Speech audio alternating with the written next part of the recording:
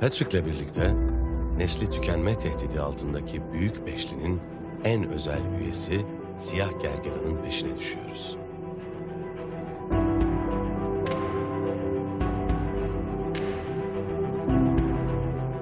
Patrick, çok az sayıda gergedan olduğunu biliyorum. Bu konuda ne düşünüyorsun? Maalesef. Maalesef. Ne yazık ki tüm dünyada artık çok az gergedan var. Günler süren bu uzun ve yorucu yolculuğun sonunda onu bulabilecek miyiz dersiniz?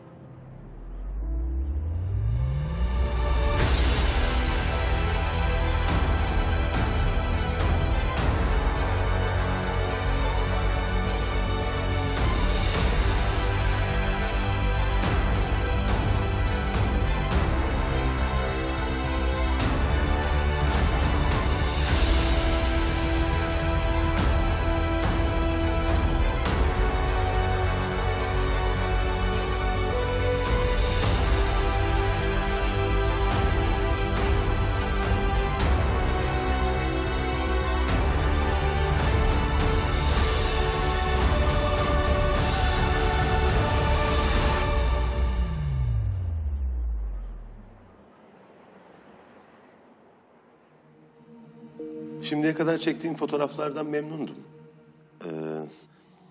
Fakat bulmacanın bir eksik parçası vardı. Daha önceki Kenya seyahatimde siyah gergedanları fotoğraflayabilmiştim. Bir tane siyah gergedan ve yavrusunu fotoğraflama şansına erişmiştim. Bir akşamüstü onu aramak için çıktığımda karşılaşmıştım. İnanılmaz bir görüntüydü. Muhteşem bir hayvan. Büyülenmemek elde değil. O gün yavrusunu göstermemişti bana, sakladı ve bir türlü göremedim ama bu duyguyu tekrar yaşayabilecek miyim diye merak ederken aslında o günden bugüne birçok şeyin değiştiğini fark ettim Afrika'da. Artık bir siyah gergedan görmek kolay değil. Çünkü maalesef kaçak avcılık hala devam ediyor. Birçok hayvan çeşitli nedenlerle kaçak avcıların maalesef gözdesi durumunda. Ve bu benim fazlasıyla canımı sıktı. Büyük Beşli'nin en ağırbaşlı üyesi gergedan. Devasa cüssesiyle filden sonra kara hayvanlarının en büyüğü. Bugün varoluşunun en büyük sembollerinden biri, boynuzu yüzünden kaçak avcıların ana hedefi durumunda olan gergedanların nesli ne yazık ki tükenme tehdidiyle karşı karşıya. Bakalım Masai Mara'nın uçsuz bucaksız savanalarında onu bulmayı başarabilecek miyim?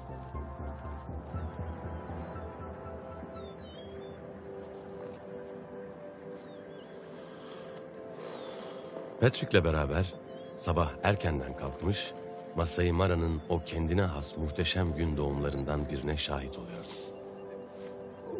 Bu kızıl coğrafya yeni güne hazırlanıyor gibi huzurlu ve sessizlik içindeydi.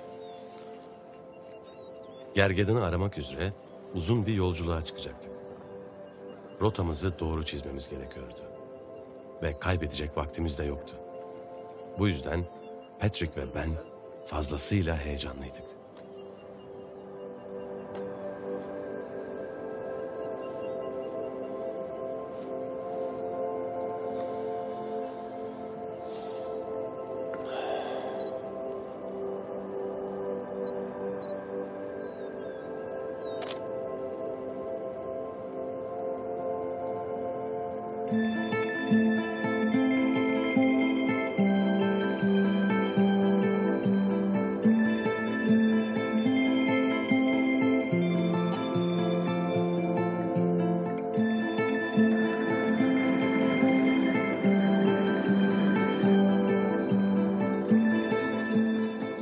Patrick, çok az sayıda gergedan olduğunu biliyorum. Bu konuda ne düşünüyorsun? Evet, şimdi şöyle Örneğin, ki tüm siyah gergedanların dünyada neredeyse 100 kadar kaldığını duymuştum. maalesef, maalesef. Ne yazık ki tüm dünyada artık çok az gergedan var. Beyaz gergedanların biraz daha çok olduğunu söyleyebilirim. Özellikle Nakuru gibi ulusal parklara ya da Kenya'daki diğer parklara gidersen bunu görebilirsin. Ama siyah gergedanların sayısı çok az. Ve evet, senin de dediğin gibi dünyada 100 tane kadar kaldığı söyleniyor. Kenya, Tanzanya, Masai Mara, Serengeti ve Transmara'da kazanımlar elde etmeyi umuyorlar.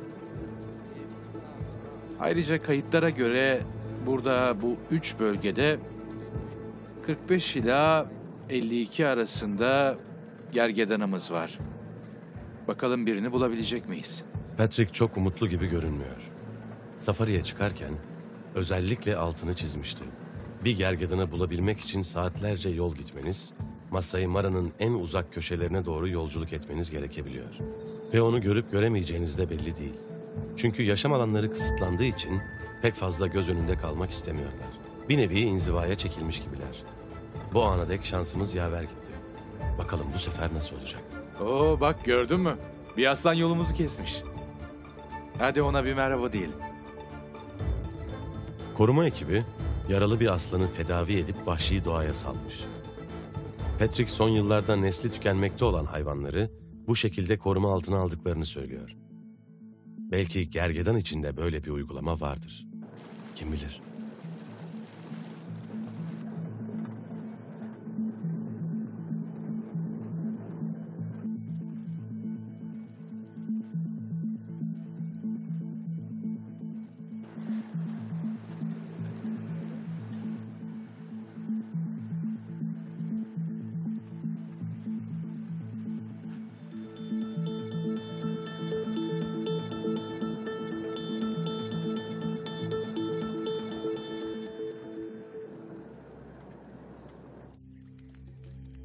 Gergedanı aramak için çıktığımız yolculukta ürkütücü bir tabloyla karşılaştık. Mara Nehri'ni aşmayı başaran bir antilop ne yazık ki akbaba sürüsünden kurtulamamış. Leşçiler en ufak hatayı bile affetmezler. Patrick en sevdiği hayvanların akbabalar olduğunu söylüyor. Fakat yine de eklemeden edemiyor. Onlarla karşılaşmak uğursuzluk getirebilir.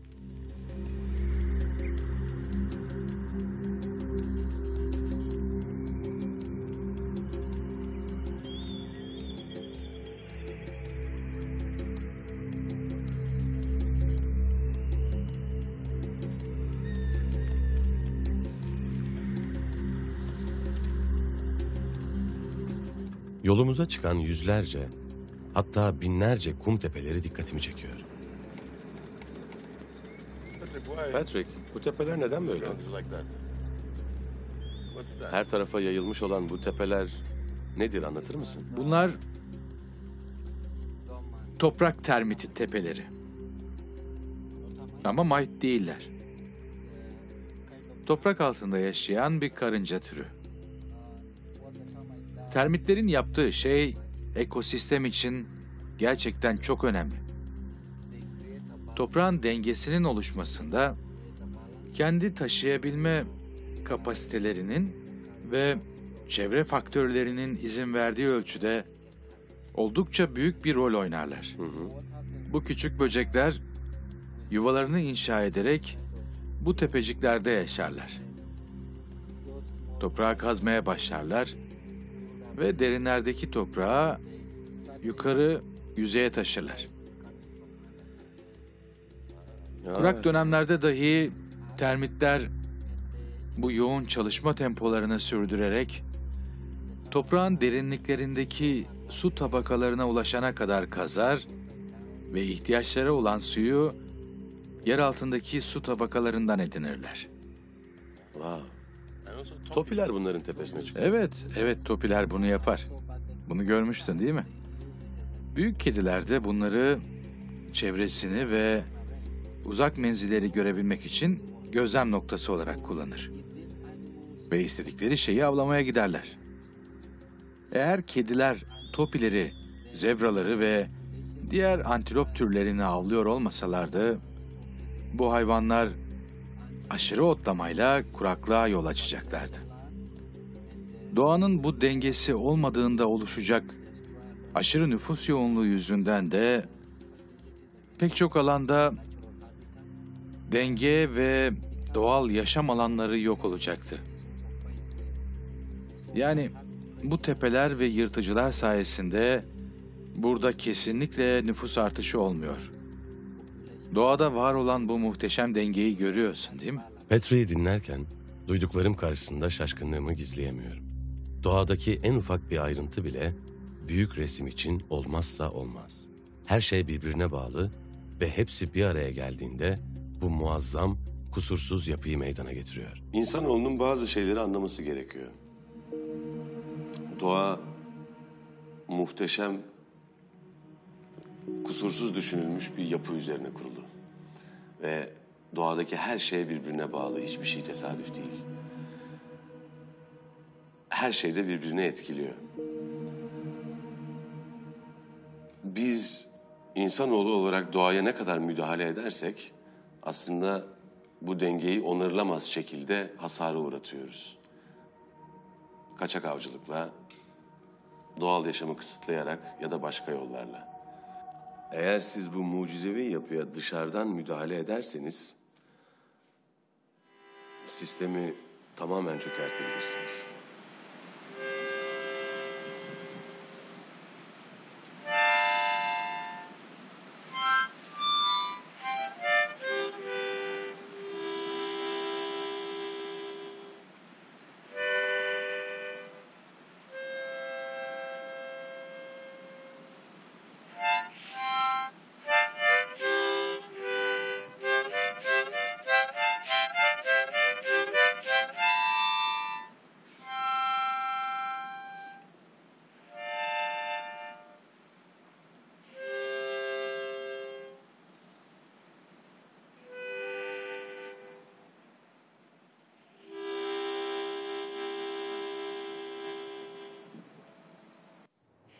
Ne yazık ki bulamadık onu.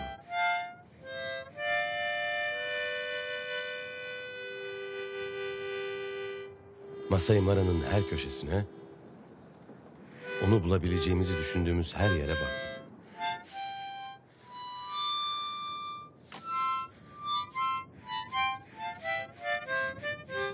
Ancak ne yazık ki onu görmeyi başaramadık.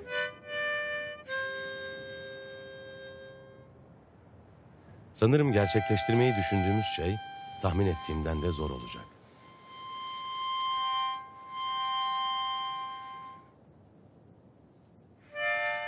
Yarın son bir umut, Transmara bölgesini ziyaret etmeye karar verdik.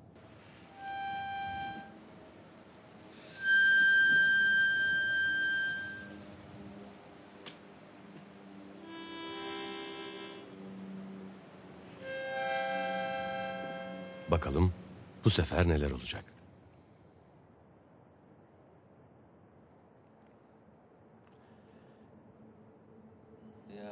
Evet Altan. Günün nasıl geçti? İyiydi. İyiydi fakat biliyorsun gergedanı bulamadık. Evet biliyorum. Bu sabah gerçekten bir gergedan bulmayı umuyorduk ama bir türlü gerçekleşmedi. Evet maalesef. Neyse ki hala yarın sabahımız var. Yarın sabah çok erken kalkıp hala bir gergedan aramaya gidebiliriz. En azından hala bir şansımız var. Dua edip umalım da yarın bizim Evet. için başarılı bir gün olsun. Evet Evet, umarım. evet.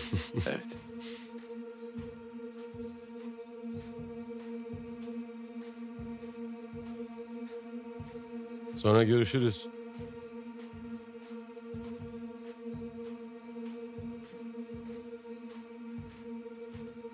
Sağ olun çocuklar.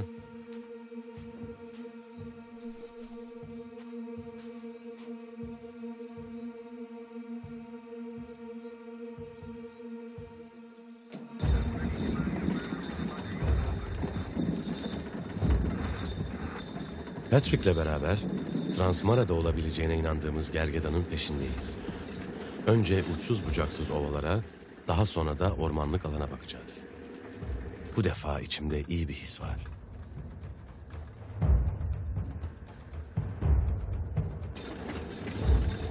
Transmara'da bizi bir sırtlan sürüsü karşılıyor. Gerçekten çok ilginç hayvanlar. Burada elimizde benekli sırtlanlar var. Bununla beraber bir de çizgili sırtlan dediğimiz bir tür daha var ama çizgili sırtlan gececil olma eğilimindedir. Koruma bölgelerimiz ve bu vahşi hayvanların yaşadığı doğal alanlarımız gittikçe daraldı. Tabii bunun sebebi sırtlanların kalan son kemiğe kadar her şeyi yemesi. Ben sırtlanların ve akbabaların içgüdülerinin çok güçlü olduğunu düşünüyorum. Hasta, tembel ya da yaşlı bir hayvan fark ettiklerinde onu takibe alıyorlar ve onların güçsüzlüğünü avantaja çeviriyorlar.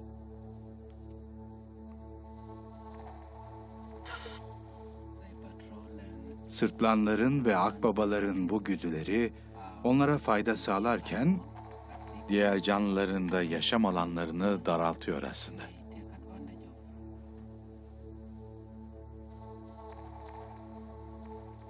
Bak, bir tane sırtlan sanki bize yaklaşacak gibi.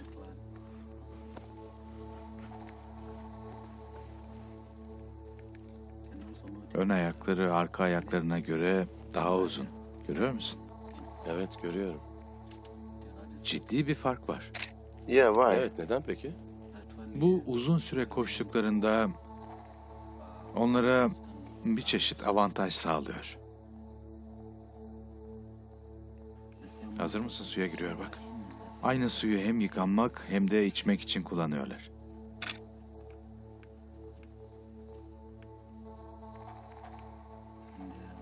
Midelerinde her şeyi sindirebilmelerini sağlayan bir asit salgılanıyor.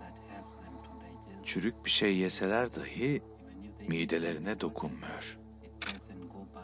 Bu onların çok önemli bir özelliği.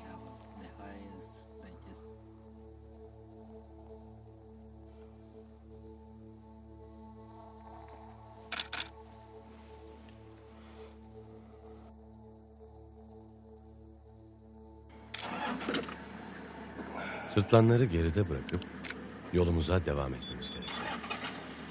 Daha gidecek, yapacak çok işimiz var. Şimdi aynı zamanda bir leopar bölgesi de olan ormanlık alana gitmeliyiz.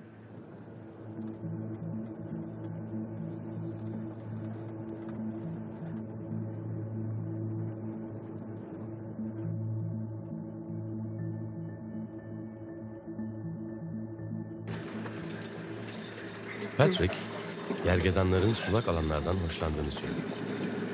Bu otçul hayvan için sakin ve sessiz bir ortam çok önemli olabiliyormuş çoğu zaman.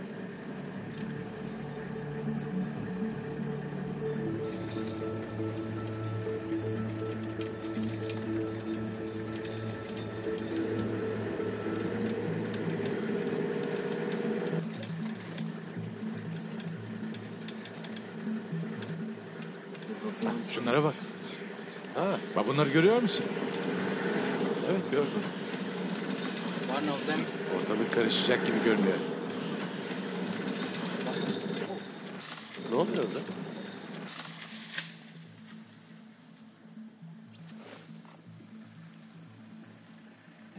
Bir tanesi fena yaralandı. Durumu pek de iyi değil. Diğerleri sakinleşmeye çalışıyor. Görüyor musun?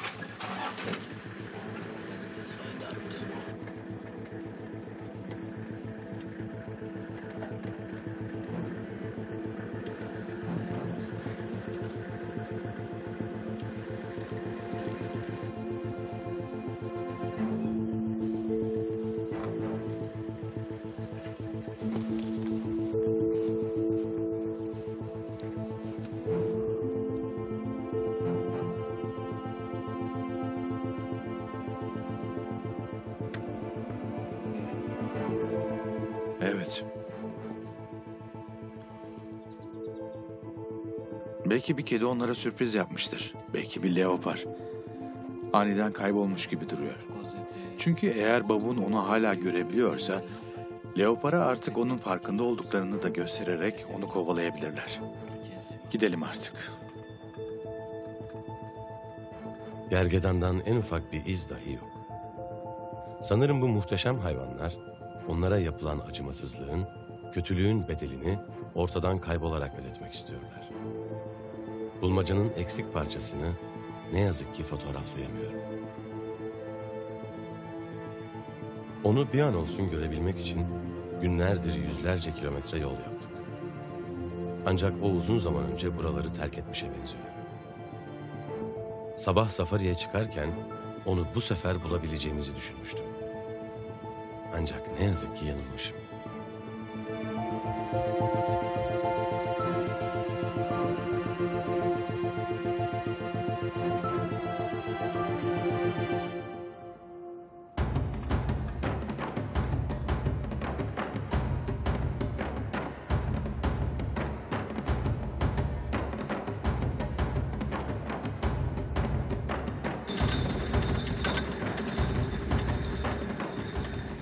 Fırtına geleceğe benziyor.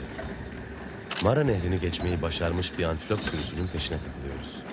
Güvenli bir yer bulmalıyız. Nerede duralım? Belki de bu ağacın altı iyi. Tamam.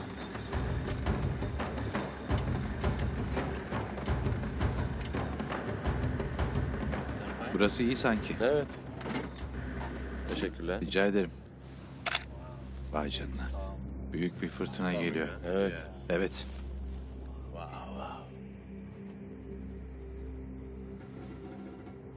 Bu hayvanlar için çok iyi. Evet. Öküz başlı antilopların yağmura ve şimşeğe nasıl tepki verdiğini gördün değil mi? Hepsinin keyfi yerinde ve aynı yöne doğru dönmüşler.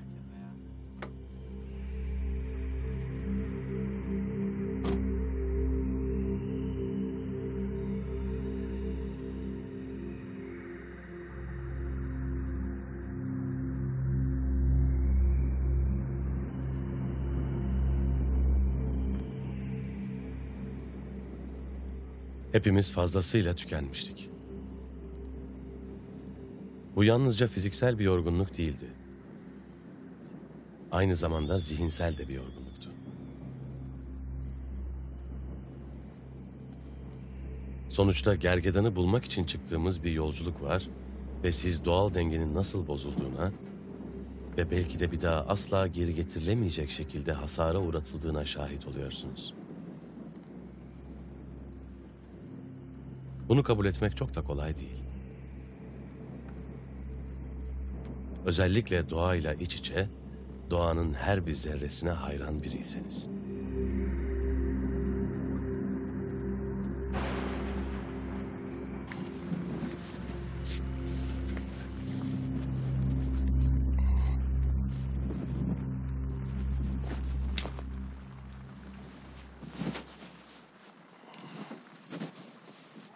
Yağmur başladı bile. Evet, Çok geç olmadan kampa dönmemiz gerek. evet maalesef.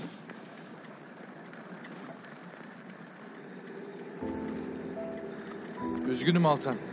Ben de çok inanmıştım ama gergedan görmeyi başaramadık.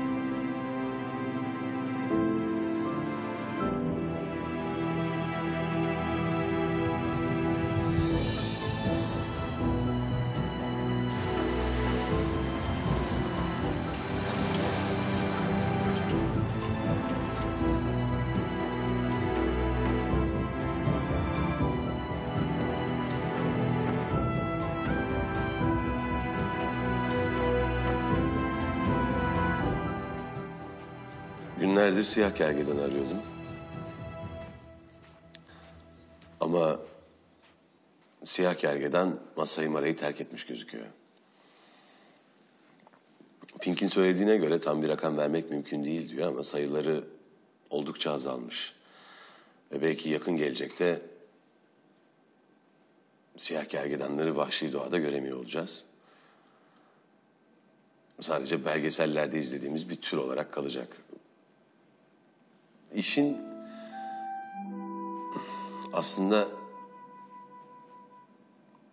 sinir bozan yönü, bir türün yok olmasına sebep olan şeyin boynuzu olması.